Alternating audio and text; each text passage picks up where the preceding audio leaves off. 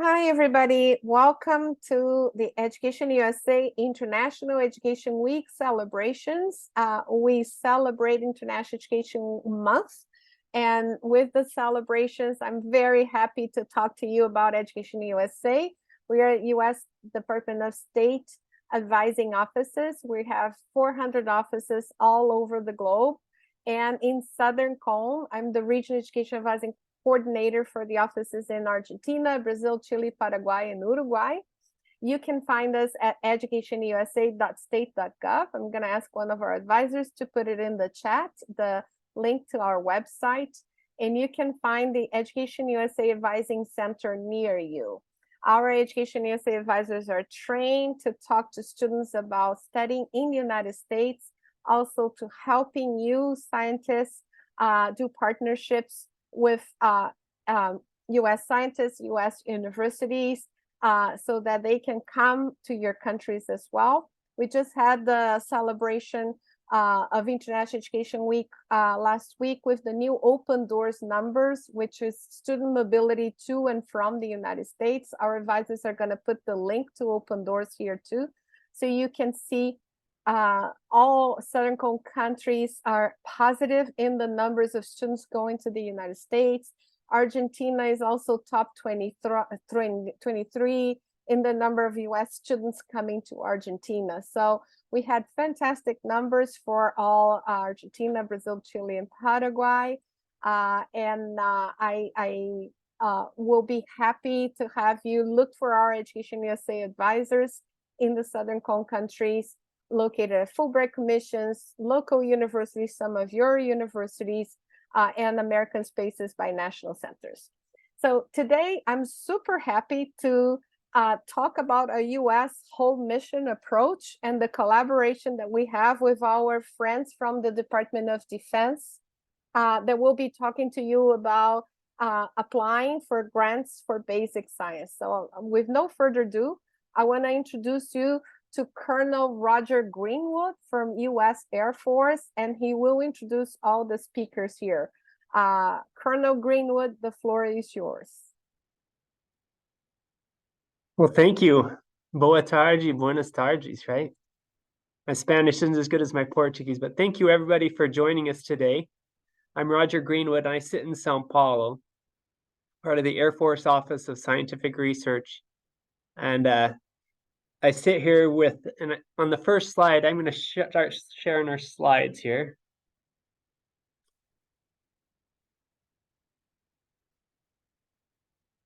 And are the slides coming through? Yes. Yes. Okay, so yeah, I'm from the Air Force Office of Scientific Research. So I sit in Sao Paulo, and I'm going to introduce several of our teammates here. So with me, there's 3 organizations here in the U.S. Consulate in Sao Paulo that sit here, and we fund basic science research. We want to talk about that today. And we'd like to thank Gita for arranging this meeting, because she knows everybody in the Southern Cone, and so we'd like to be able to piggyback off all the people that she knows. But we have 3 organizations here in the U.S. Consulate in Sao Paulo: the Office of Naval Research Global, Dr. Kyle Gustafson, who is here, and he'll speak in just a little bit. He is the ONR Global, Office of Naval Research Global representative here. He also has on the line, we have a colleague of his in Santiago, Chile, Dr. Chris Connick, who's also on the line. And so he might pipe in at some point as well. From the Office of Scientific Research, there's me, and then there's a Dr. James Like, who is also on the call, and he will be talking a little bit later, explaining some of our programs. And then the third organization is the U.S. Army Combat Capabilities Developmental Command, or DEVCOM. And representing DEVCOM, we have here in the consulate Pilar Viana, who will be speaking a little bit as well later on. So we have organizations throughout the world. The 3 of our, let's see if I can move the slide. All right. So this is just a map of where we sit around the world. So you'll notice here in Sao Paulo, Brazil, there's the three colors. We have Army representatives, Navy representatives, and Air Force representatives here. All of us are here looking for basic research that is going on and funding that basic research. Also in Santiago, Chile, the other side of the continent, we have Army, Navy, and Air Force colleagues that are funding this basic science research. But we're not just here in South America. We have locations throughout the globe, throughout the world that are also doing similar things. So we're excited to be here. We love what we do. We love visiting universities. We love learning about the research that's going on, and we love funding these things. We feel it a privilege to be able to do so. So without further ado, I'll pass it on to Dr. James Like, who will be sharing the next few things. Hi, everyone. Can you hear me okay? Yes. Yes. Okay, great. So we, Colonel Greenwood, myself, our colleagues from the Navy and the Army are here in South America looking for great ideas, really the best ideas. And we've known for a long time that innovation is worldwide. I mean, it goes back to the Manhattan Project for us, and we have in the offices that we're in on a talent search and a search for great ideas. And we know that a lot of you have good ideas. And so in this slide, we show some of the Nobel Prizes that have been assisted through funding from groups like ours. And we would like to find the next Nobel laureate here in South America. So we hope that you can help us with that. But not everything is going to be a Nobel Prize. Not everything can be a viral video. But we're looking for ideas that are not just about making things a little bit better, but things that are very provocative, ideas in science. And Colonel Greenwood, if you want to go ahead to the next slide, I want to spend a little bit of time just talking about what do we mean by basic research? And basic research, there's two concepts here. And I found in the US that a lot of people understand at least something like the technology readiness level. So if you look at the thermometer on the upper right, there was this idea that I think NASA came up with it, but it was a way to sort out the maturity of an idea. And so we have this technology readiness level, TRL, and it goes from 1 to 9. And so TRL 1 might be something where you wake up in the night and you think you figured out anti-gravity. So maybe you have some idea of how, like maybe for me a month ago, I think I figured out the neocortex. It was like at 3 a.m. So you have this idea and you write it down on paper. You're not sure how to do it yet. But as you start beginning to figure out how to put it into a simulation, computer program, whatever, you are beginning to mature the idea. Now, if I go to the extreme opposite at the top of the thermometer, TRL 9, these are things that we can do all the time. We can build GPS satellites. We can build F-22 fighter aircraft. The Navy can build battleships. So those are mature ideas. Now, I guess you can probably figure out what end of the thermometer we're interested in. We're interested in the very basic ideas that are provocative, inspirational, change the way that we look at just the things that we do all the time. And those ideas are not unique to the military. If I figure out how to make a stronger metal, that can be used for a lot of great things. So it's not just what benefits the Department of Defense. So the TRL is a very important idea because a lot of times we run into people who have they want to build a better robot, and the robots are more like TRL 4, 5, 6. We're looking for TRL 1, 2. Now, so keep that idea in mind. The other idea in the bottom left is the way we spend our research money. Now, when you have billions of dollars of research, as we do in the US, and a lot of countries are spending billions of dollars equivalent, you have to organize how you spend your money. It turns out that this probably goes back to Vannevar Bush around the Second World War. They begin to create these categories of research. So it's like 6.1, 6.2, 6.3. Now, there is not a direct relation to the TRL, but I think you can kind of see. And so I actually circled in red the 6.1. So 6.1 is basic research. 6.2 is, if you think of groups like DARPA, the Defense Advanced Research Projects Agency, or most of the laboratories, they're into like 6.2, 6.3. The reason I mention that is we have a lot of money, and that's shown in the bottom right. You probably can't read that too well, but there is a lot of research money, but a small fraction of that goes into basic research. Why is that important? We fund basic research, and we don't have the billions of dollars. So if you want to build a better robot, that's a great idea. If you have applied research ideas, that's great, but there's much larger amounts of money. We do the basic science, the basic research. So the ideas on this slide will help you just understand. Sometimes you'll hear someone say TRL 2 or 3 or 6.1. If you're going to work with us, it's good to just have familiarity with those ideas. And I'll turn back over to you, Colonel Greenwood.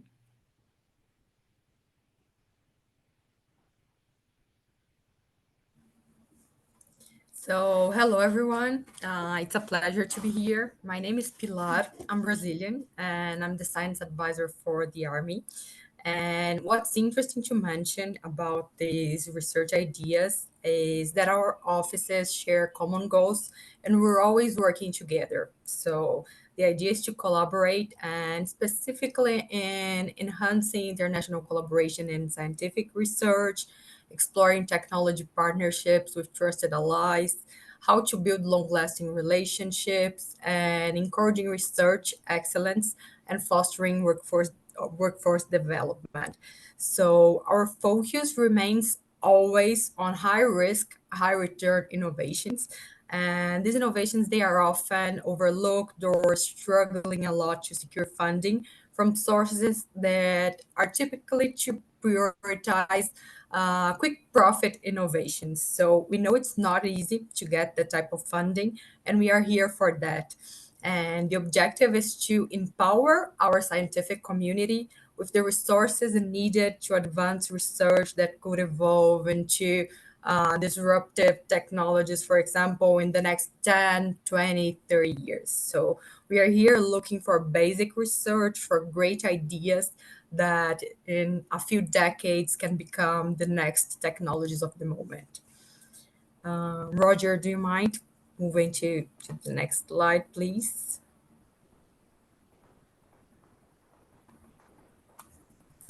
So our basic research activities revolve around discovering and developing relationships, especially through science and funds allocated to research projects, conference support, and travel assistance for visits. Regarding the visits, the focus is to understand the work of the universities, research institutes, industry, and R&D centers, and as well as discover very unique talent, capabilities, and data sets. So we're looking for state-of-the-art basic research. And as Jimmy mentioned, that's for very low TRL that can become an amazing technology or product, something in 10 years or something like that. And with that, we can develop very good relationships between S&T organizations and propose research cooperation and agreements. So in summary, we are extremely committed to advancing scientific research and collaboration for a brighter future. And we hope to be funding lots of good researchers and that we can find some amazing people in between.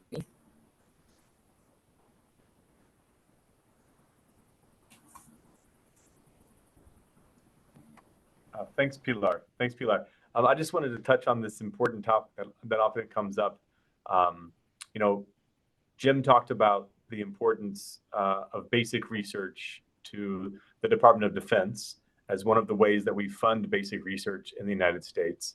It's an important source of funding in the US, and it's also the only direct funding that we give as the US government representatives overseas for basic research, directly to the researchers. And so oftentimes scientists and researchers in these labs, they ask, why are we here? Are we trying to purchase your intellectual property?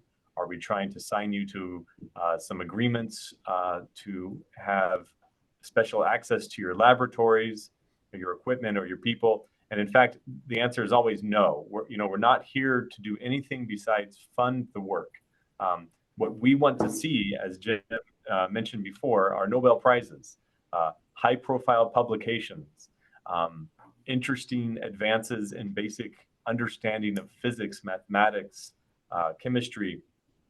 Many of these things do lead to applications that have a dual use purpose in society, among our friends and allies, and also military applications. And so the only caveat that we have to this question of intellectual property is the question of government purpose rights. And so the lawyers in the crowd can look up what this means, but I just want to mention this caveat that if we fund your research and one of our government researchers looks at the paper that you published and develops a product for the US government based on the paper that you published and what they read, we do have the right to do that without having to pay any royalties in the future. And so there's no ownership of your technology. There's no exclusive use of anything that might come out of your research. But there is this question of government purpose rights that comes up. This has no practical effect on any research that I've ever seen funded or ever heard of being funded by our offices. But I think it's important to be very upfront about what we're trying to achieve by funding research outside of the US, especially through the Department of Defense. And just be very clear that our desired outcomes are to see you publish your results, preferably in an open access journal. Of course, a peer-reviewed journal is what we're looking for. However, that's not required. The only requirement placed on our grants is that you submit an annual report to say that you spent the money the way you intended to spend it, and then tell us if you published any papers so that we can keep track of them. And so at the end of the day, if you don't do that, don't submit reports, the only consequence is that we would stop funding the research, and most likely it would be difficult for your institution to obtain a future grant. So these requirements are not binding; they're not contractual. There's no, there's nothing going on here besides trying to fund really successful scientific research. And I think in each of the countries that are represented here, Brazil, Argentina, Chile, Paraguay, Uruguay, all the countries that have seen projects funded from our offices, you can find an example of someone who has been funded who can verify that we are here simply to support scientific research for the common good. There's one more slide. Oh, the grant funding process. Yes. So, each of us in the Air Force, the Army Research Office, and the Office of Naval Research Global, we have a slightly different process. So I'll describe from my perspective. I think most of these aspects are similar between the other services. So we make initial contact, and that's why all of us are here, the international program officers, whether we're science directors or the in-country science advisor, Pilar. We're here to meet you and let you know, first of all, that international proposals to the U.S. funding agencies of the DoD are possible. So I think just telling you over this webinar, is a big step forward, and that's why we're actually living in these countries. So, I'm a civilian scientist. I work for the Navy. I've been living in Sao Paulo for 2 years, traveling through Argentina and Brazil mainly, and just telling people that these applications are accepted and we're looking for interesting new ideas. And so often that will prompt someone, one of you, to send us a white paper. And this terminology white paper, Pilar actually mentioned to me recently that if I say white paper in Brazil, at least, often this sounds like a technology concept or something that's been developed in the laboratory. But in fact, for us, when we say white paper, think of it as a pre-proposal, something to tell us what you plan to do at a basic research level. So it's really just a low barrier to entry to have a conversation with one of us or several of us about something you've been thinking about that hasn't been funded yet by one of your national funding agencies that we might be interested to look at. And the reason we do the white paper or pre-proposal process and go through this iteration by reviewing the white paper and with your permission, sharing it with our colleagues in the government labs, is so that you don't have to go through the entire proposal process and put all of your dollar signs and do all of the details before we agree that there's something there to look at. And so if we pass that initial review phase, which is box number 3 on this little flow chart, we'll show you how or explain how or get you some help with submitting a full proposal to the grants.gov website, which is where all of our formal proposals go. And this will require you to link a bank account to your institution. Your entity will actually be applying for the grant, and you as the professor or PI in your lab, or you as the grad student or postdoc in the lab, will be receiving the salaries as mandated by your institution and by your government grant system, by the standards of those systems. And so once the full proposal comes into grants.gov, we give it a full review. But by that point, it's most likely that as long as we have the funds available and there's no red flags, you'll be able to be funded. And so until you receive that award letter at the end of the full review, there's still no guarantee of funding. But once you receive the letter of award with a dollar sign on it, you're ready to conduct your research, usually for 2 or 3 years of a project. And then, like I mentioned before, all we're looking for are those annual reports so we can keep track of our dollars. And then hopefully you publish your results and go on to great things. And then someone can be sitting here 50 years from now and say that we funded the next big thing. I just wanted to say the timeline, or the amount of time required for this process. I think in the previous slide, Pilar mentioned research grants, conference grants, and visiting scientists. And so from top to bottom on that list, I placed just a note here that a research grant from today until the point where there's an award given, and if everything goes correctly, it might take about a year. And that can depend on many things. It can depend on how excited we are and how excited you are about the work. It can depend on some of the bureaucracy involved in linking your institutional account to the grants.gov website. There's a few issues that can come up there, and then actually delivering the money to the bank account can take a couple more months. So I would plan that, if you're looking for funding from one of our bigger research grants that funds a project over 3 years, it might be a year from today before you're able to start working on that project. I think that's pretty standard in the scientific world, that you plan pretty far ahead. For a conference grant, we say 6 to 9 months from the day of your conference that we should start having a conversation about whether or not we can fund your proposal and what we can fund in that proposal in detail. So I like to have 6 or 9 months ahead.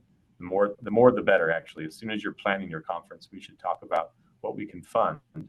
And then if you're looking to be a visiting scientist, to make a short visit to the US, to visit one of our research labs or visit one of our scientists who's funded in the US by the Office of Naval Research programs, it's a much shorter timeline. I would say we could do it in 3 months. And the visiting scientist grants are given as a reimbursement to your travel funds. So you have to find some way to pay up front for your travel and then ask us for reimbursement.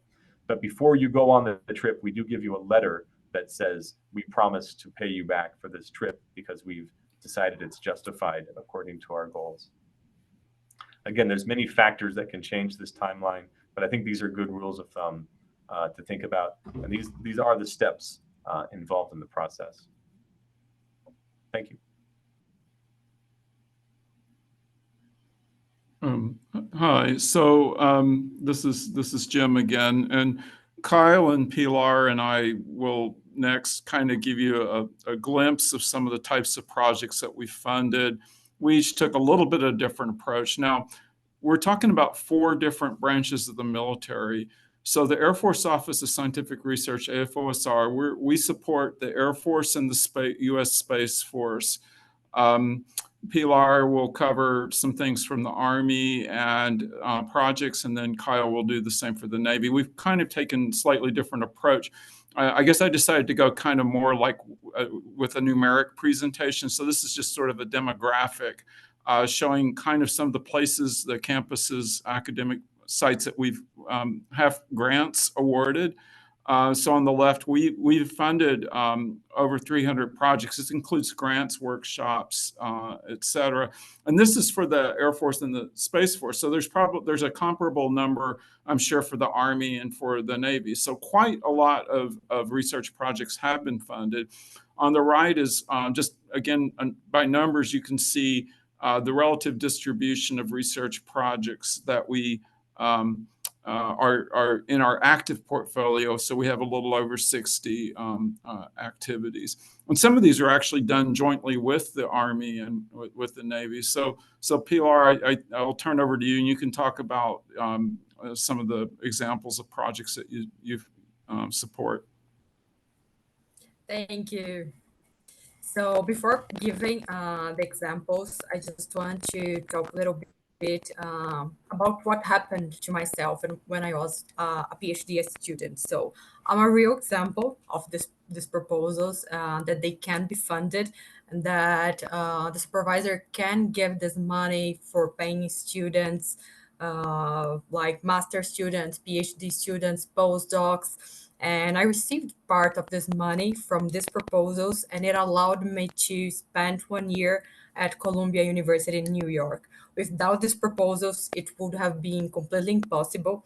And this is an amazing opportunity. When I was a researcher, a student, we used to look a lot for different sources and where we could find funding for some specific activities.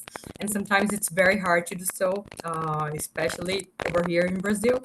And do not miss that opportunity. Sometimes the students can just talk to their supervisors, talk about different ideas, what can be done, write the proposal themselves and submit to us. And together we can find a way. And if it's a good idea, for sure, it's not going to be overlooked. We're going to be paying attention, and we really want the basic research to be funded. So I'm a real example about it. It was a fantastic opportunity, and I would never have done it without this kind of funding. So believe it and go for it. It's really something one of a kind. So, but over here at this slide, you're going to be able to see some of the Army funded projects. Some of them are co-funded with the Air Force and the Office of Naval Research. So we do that together a lot. And these are some of the current and the past proposals. And you can see that there's a lot of basic research that when you look, you just go through when you say, but why are the armed forces funding this? And it's really interesting because there's always something to do with basic research, and we're going to be able to use it in the future. We are looking for basic science that can be of interest and that can become something.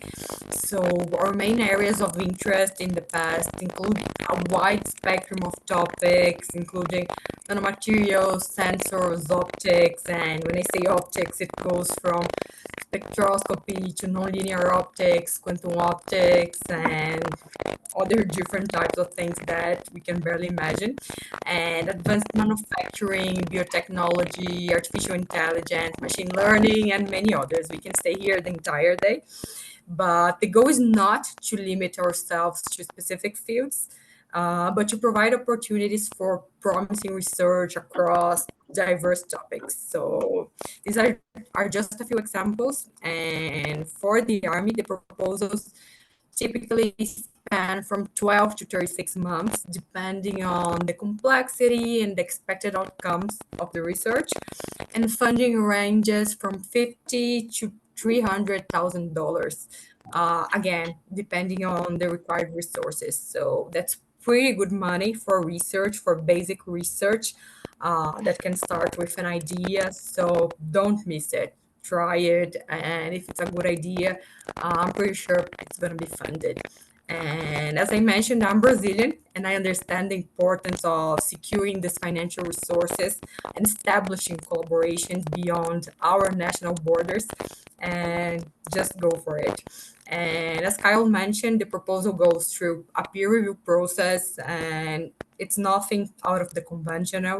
It's what we know with other sources and journals. So it's a simple process. Just submit the pre-project or the white paper to us, and from there we can establish a communication. And I think that's it. It's just to give everyone an idea of the the current funded proposals, and not to be scared about the fact that we are talking Army, Navy, and Air Force. Those are really basic science projects, and we really want everyone to have the chance to get this funding. Thank you, guys. Now Kyle will talk a little bit more about the. Go ahead, Kyle. Thanks, Pilar. I hope I'm still coming through. Thanks so much, Pilar. I mean, it's really amazing to have Pilar in the office now. You know, we all sit in separate offices in the same corridor here at the U.S. Consulate in Sao Paulo. And Pilar joined us a few months ago, and it's so exciting to have someone who knows the Brazilian system at least. I wish we had someone from each of your countries to work with us directly, but having Pilar here is fantastic, and her personal story about the funding, I think, goes a long way. And so I'd actually like to hear more about that story, in fact. But let me just tell you a few grants that we funded recently. And as Pilar said, the idea here is not to point towards any of our current priorities. It's not to ask you for something in particular, but to show you that we fund a lot of different things, from bone biofabrication to superconductivity, oceanography projects for the Navy in particular. I've been trying to fund, along with Jim, some more quantum information science, more quantum algorithms even. We did some quantum machine learning grant recently, some neural networks for space applications when there's radiation. How do you make sure they're still working? We have this great chronobiology grant out of Argentina, 2 chemistry grants in Argentina as well. I guess I had 2 slides full of grants here. And this doesn't even include all of our great grants in Chile that Chris Konek does out there with Sonia Wolf. But the idea here is to say, we fund many different things. It's basic research, and the idea is not for me to ask you what to do or to tell you what the Navy's priorities are. The idea is we need your bright ideas and your exciting new ideas that no one in the U.S. is thinking of. Maybe there's someone there that you could collaborate with who's doing something similar, but if you have an idea that no one else is doing, that's exactly what we're looking for. And sometimes that's difficult. I think as maybe Pilar mentioned, a lot of research funding that I've seen in Brazil, a lot of labs I've gone to are majority funded by, for example, Petrobras. And it's a great program that they're required to invest in research and development in Brazil, for example. But we'd like to fund those things that have no direct application today. We'd like to fund something that will make a difference 20 years from now. That's the basic research mantra. And I know there's plenty of basic research going on in Brazil as well. I just want to orient you to the idea that whether it's Brazil or Argentina or Peru, Chile, anywhere here, that we're looking for basic research. The role of students, I think, is important. Pilar mentioned, that much of this funding actually goes towards grad students, and in the best case, they might spend a year back in the U.S., maybe with some help from EducationUSA, to find an interesting place to do a part of the graduate degree.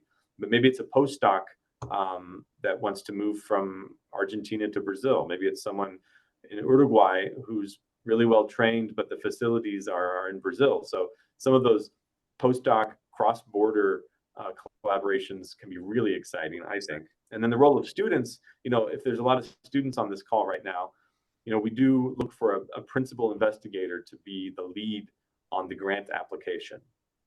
But I remember from grad school myself that the principal investigators are often super busy, and they maybe have been doing one line of work for a long time. If you're on this call right now and you have an interesting idea that your professor, anyone in your department hasn't thought of yet, but you've been thinking about something on the side, you could take that idea to a professor, find someone who is willing to help you write the grant and go through the process. But I've seen cases where, a postdoc or a grad student, a PhD student, say, writes much of the grant proposal, at least the technical part, and takes charge of making sure it gets through the system, because they're going to be the ones potentially doing much of the work on the project. So I think that's really interesting, and Pilar's story probably speaks to that. I'd also like to speak to the size of the project. We toss a lot of numbers around, and so I like to say that the Navy in South America, for example, the Southern Cone, likes to fund about $100,000 to $150,000 per year for 3 years. But the size of a postdoc salary in Brazil, I forget exactly what it is, but it's a much higher value than it is in the U.S., for example, because of the exchange rate and cost of living here. So when we talk about our U.S. dollars, it turns out to be a lot of people that can be funded in a lab down here. And so we ask you to think big. Unfortunately, that doesn't mean we can pay for big pieces of equipment. We have to spend our funding mostly on people and their postdoc and PhD scholarships. We can't buy a large amount of equipment for a lab. We can buy some things. If there's an upgrade to a laser system, which is absolutely necessary for the project advance, we have to look at the dollar amount on those pieces of equipment, and those things that are more like infrastructure or more like capacity for the lab. We have to be careful that we're not funding infrastructure because of the way the dollars are allocated by the U.S. Congress, for example. But I do want you to think big. So if you have multiple professors, if there's a co-PI in another country or another state of your country, consider putting a proposal together that involves a lot of people to make a big advance and really move fast towards discovering something on an exciting topic. And we can talk about the details of that. And I know that's not always easy, but asking us for a very small amount of money is not always going to be the fastest way to achieve one of our grants. That's all.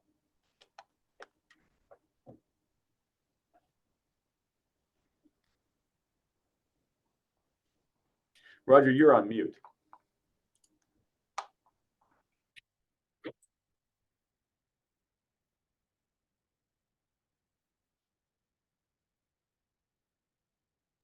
Okay, sorry, I couldn't find the unmute button, but thank you for being here. So we see a bunch of people have asked questions and ask where you can send these white papers to. So here's a list of people that you can send them to. So we are 3 different organizations. We're the Army's on the left, and Pilar, who spoke to us, her picture is there, and her email address is there as well. Harry Durrett is in Santiago, but works directly with Pilar. And of course, in the center, we have the Office of Naval Research, Kyle, who is speaking today. But also here in Sao Paulo is Arturo, and then Chris is online as well, and Sonia Wolf is there in Santiago. And then there's myself and Dr. James Lack with the Air Force Office of Scientific Research. So we are 3 different organizations, and it's kind of convenient, but we work really well together because sometimes there's things that the Navy's interested in or the Army's interested in that the Air Force is not necessarily as interested in. So it works really well that we're able to, send ideas back and forth and work together, and sometimes we'll jointly fund things. But I see there's some questions that are starting to appear, and I would like to start addressing some of those questions. I think one of the questions is if the presentation will be recorded, and I believe it is. Is that right, Rita? That's correct. All of you that register will be receiving the recording of this presentation, and we're going also to put the recording on many of the U.S. embassies and consulates medias. Awesome. Thank you, Hita. So there's a question on international maritime law, if we've ever funded that in the past. I'm not familiar with funding it, but it's possible the Office of Naval Research has. We're kind of focused on science, so we don't typically do as much law, but I don't know if Kyle, if you want to chime in there at all. Thanks, Roger. I remember being at the Brazilian Naval War College, I believe, looking at war gaming, and there was some really interesting stuff going on there that was certainly more, it wasn't maritime law, but it was more along the lines of policy and I mean, not really operations, but theoretical concepts in how do you plan and strategize for conflict. I don't like to say no. I like to find a way to get to yes if there's a really exciting idea. And I have seen a couple of grants in our system that have been more on the policy side, and so very few, but there have been some of those things, and there'd have to be a really special case. And the starting point would be a topic that's very relevant to the Navy. And so when you say international maritime law, that sounds very relevant to the Navy. So we should talk if we haven't already. Can I chime in quickly, Thanks, Kyle? Chris. Yeah, Chris, so go. I think, yes, from Santiago, just maybe a way to frame this, like research in law per se is not necessarily going to be of interest to us, but I think what Kyle's getting towards is that we have funded some research that has to do with social science. And so, that is an area of scientific research. It's maybe not the physical sciences, not traditionally called hard sciences, but there is an amount of that work that we do, and that type of work relevant to the ocean, to maritime boundaries, maybe maritime domain awareness, and policies that relate to where ships can be at certain times, that could be of interest. But I think you're generally getting the feeling, hopefully, from this discussion that the way to approach these things is to have the conversation with us about what might or might not be interesting and a good fit. Over. Yeah, and that's a good point, Chris. And because there's like Dr. Like was explaining, we have a very focused mission here, which is that 6-1, that basic science research mission. But we can also occasionally connect you with people that are doing other things if you're not really in the basic science region, but doing something more advanced like that, or in policy, etc. I'm kind of interested in who's here. I know we have 80-something people on the line, and I don't know where everybody's from. And I know we don't have time to introduce people, but if a couple of you want to put your name and kind of where you're from, maybe your university or whatever in the chat, that'd just be interesting to see.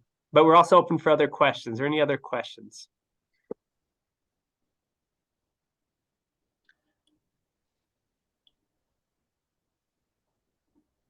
Roger, I'm going to chime in on one of these topics, one of these questions about, I see medicinal chemistry mentioned as a topic. It's not exactly medicine, so I wouldn't say no to medicinal chemistry. But one thing that's a bit difficult for us is to fund research in, directly in the medical field. So like any clinical research, anything that's looking at medical devices. We have the national, we have the NIH, the National Institutes of Health, that do so much of that research. They actually do some funding. They can direct funding outside the U.S., not directly to international entities, but in collaboration with a U.S. researcher. So even if there is a question about medical work, we also have the Navy Medical Research Centers. There's one in Peru, in Iquitos, for example, that might be interested in some more applied research. And so I just wanted to give a caveat that It's hard for my office to fund medical research, but there are other related offices that we can put you in touch with.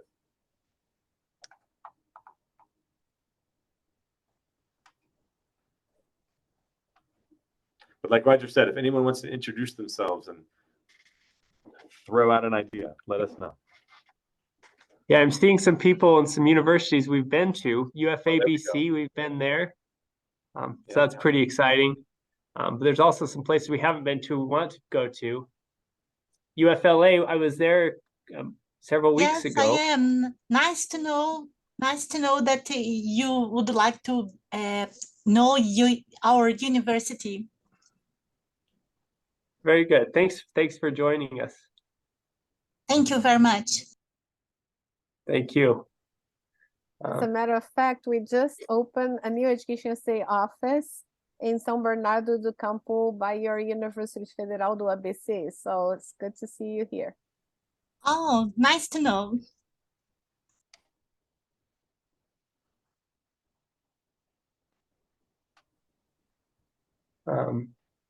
I'm sure I'm missing some questions in the chat.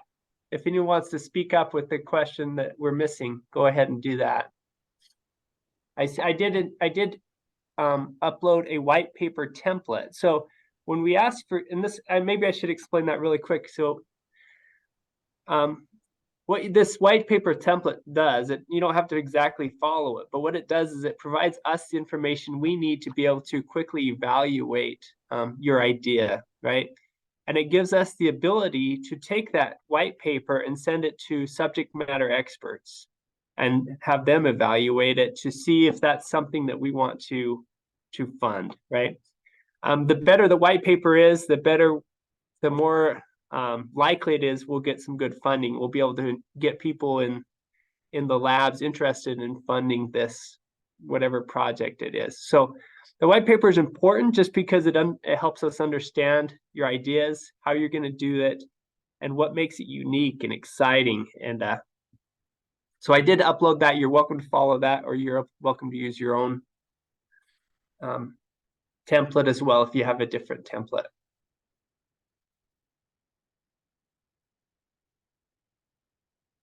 I'm seeing a question here about eligibility for grants. Okay, so each of us have an organization. We're all overseas, and everything we fund is overseas. Most of what we fund is in Latin America. But like I showed in the map in the beginning, we have people in Europe and Australia and Asia as well that do the same thing as us as we fund it. And I just kind of wanted to pile on to what Pilar said. She was funded by one of these programs in her graduate school. This same program that we use here in South America is the same program that's used in the United States to fund a lot of university students and projects. In fact, when I was going to my PhD, I was actually funded by the Air Force Office of Scientific Research as well. I was at Purdue University in the United States, in Indiana, but still was being funded by the same organization, just the United States version instead of the international version.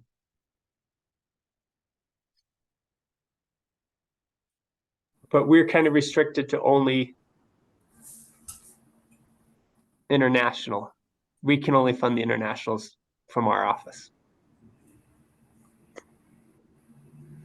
Roger, there's another interesting question here about if there's funding for the project coordinator too, and how's the financial support allocated. So yes, it's possible to request money for the project coordinator, the PI, the leading researcher of the proposal.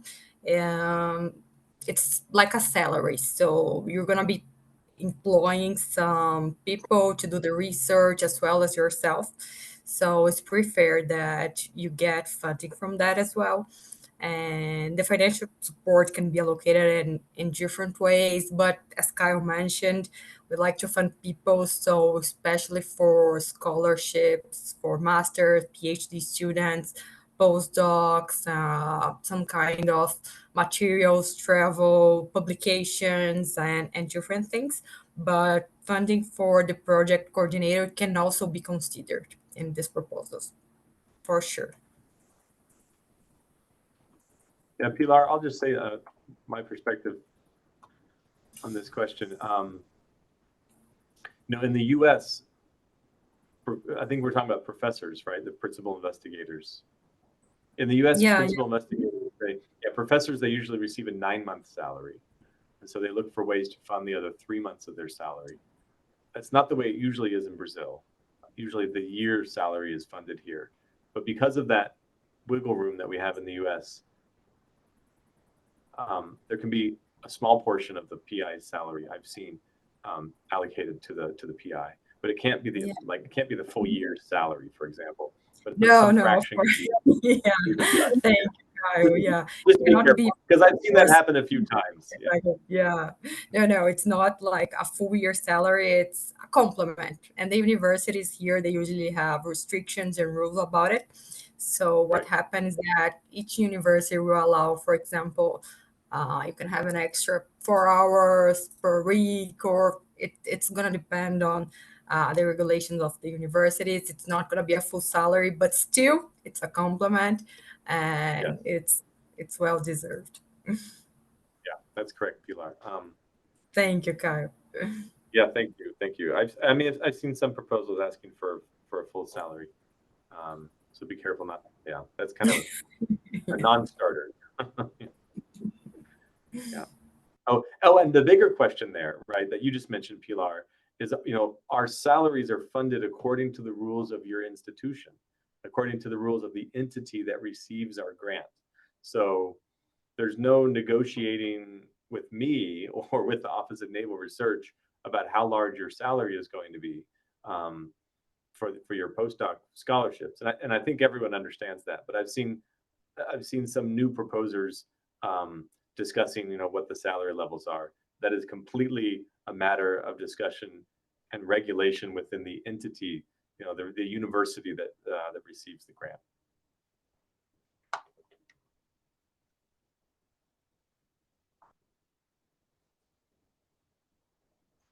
Great. Roger put in this. Are we missing? Go ahead. White papers. I just dropped in. Sorry, Roger. I just dropped in another ONR white paper and proposal guidelines. It's not a template, but it touches on a few key things: technical objectives, technical. Oh, I just typed technical objection. I shouldn't do that while I'm talking. That's good. Technical objectives, technical challenges, technical approach. So you'll see in these documents technical, because that's what we're looking for, is what's the technical content of your pre-proposal or your proposal. So I don't want to go into what not to do, but I have seen some white papers which are essentially a CV of a professor pointing out what they've done. And this doesn't give us anything to go on. If you're going to send in a proposal or a white paper and you want to have a conversation, it's really important to tell us what your idea is in a little bit of detail, enough so that we can decide whether it's new, whether it's exciting, whether it seems possible, and of course it's an interesting discussion to have about what's possible and why it's new and who should be excited about it. But if you want to have a conversation about an idea, you've got to share a little bit about what your idea is. And if you're worried at all about sharing any details that you might really want to protect as your intellectual property, I can point you to the text in our federal laws that where my job depends on protecting your intellectual property. Where I am bound legally that if you send me a document that says, technical idea, but only for your use, and you can say keep this confidential or write confidential on the document, then it's my job to make sure it stays confidential. So just a point to make about, we're asking for white papers, we're asking for proposals. If you want to have a conversation after you send us a document, it's got to have a little bit of something to talk about. which is forward thinking. I'm over. Thanks, Roger. Great. Any questions we're missing?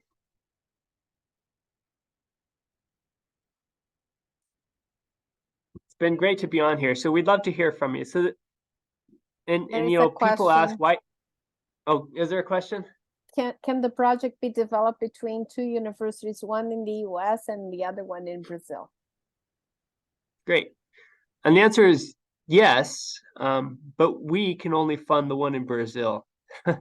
So, but it's very possible that we can work with our teams in the US, the AFOSR teams, and get their own funding through the Air Force Office of Scientific Research or Office of Naval Research or Army to get the funding on the US side.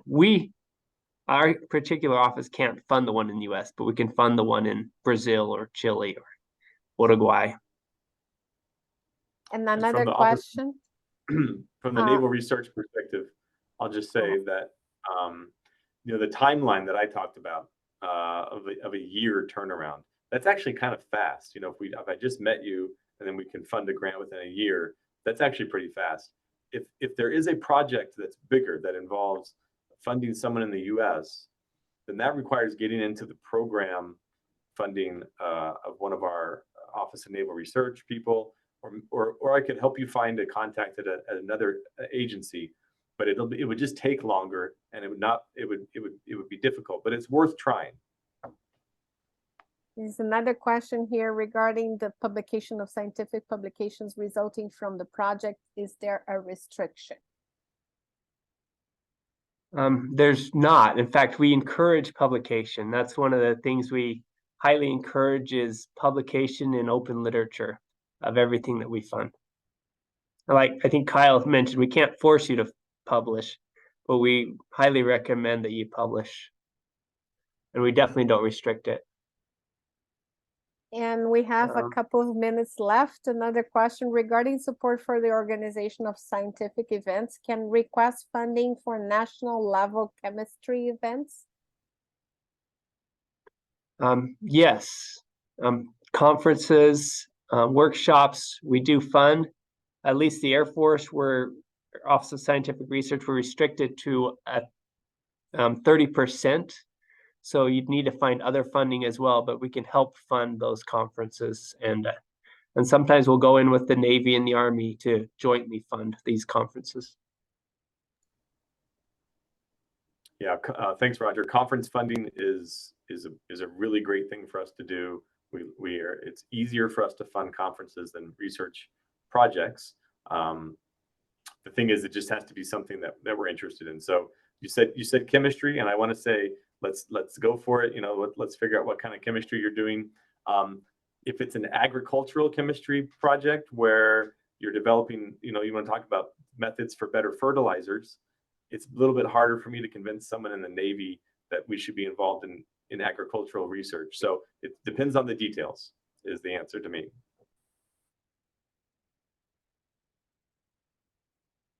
All right, I think we are in our last minute. So I'll ask our presenters to give the last considerations. And this is recorded. It will be available for those of you that have registered. And feel free, please, you know, take a good picture of this last slide, because these are the emails you need to even send questions or the white paper proposals. So Roger, back to you. All right, yes, so this is the key, right? We're here in South America exactly for the reason that we want to be able to interface with you, right? We want to help you answer the questions. We want to help you get contacts. We want to help you develop these ideas and get them. So I thank you for your time today. If you have additional questions, feel free to send us an email, reach out to us. We'd love to see if we can develop a relationship. And we'd love to visit all your universities eventually, but little by little, we're getting them. Any last comments from anyone else? Kyle, Pilar, James? Just thanks to everyone for coming to our webinar. But a big, big thanks to Rita Morricone and her team at Education USA for advertising, hosting, and making this extremely easy and fun to do. Thank you. Thank you, everyone, and please don't miss the opportunity. It's a really good one. Thank you for being here, and we look forward talking to you further.